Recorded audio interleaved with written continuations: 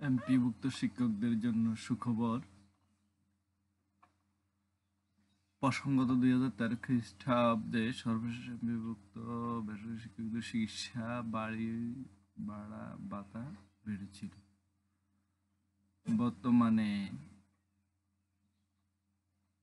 যাই আছে, কিন্তু একটি সুখবর হচ্ছে শিক্ষামন্ত্রী মহিবুল হাসান চৌধুরী নফল দৈনিক শিক্ষা .com-কে বলেন, এমপিভুক্ত শিক্ষকদের বাড়ি ভাড়া ভাতা বাড়ানোর জন্য অর্থ মন্ত্রণালয়ে বরাদ্দ চেয়ে চিঠি দেব।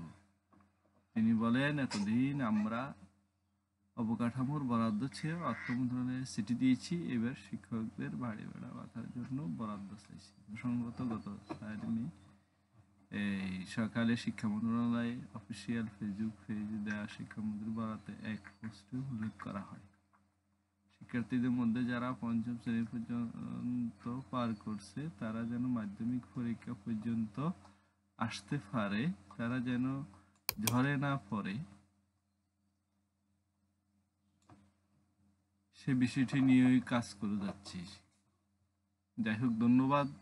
যদি হয়তো ভালো কথা, অগ্রিম ধন্যবাদ। শিক্ষকদের জন্য কাজ করুন, শিক্ষকদের সাথে থাকুন, তাহলে দেশ ও জাতির মঙ্গল হবে।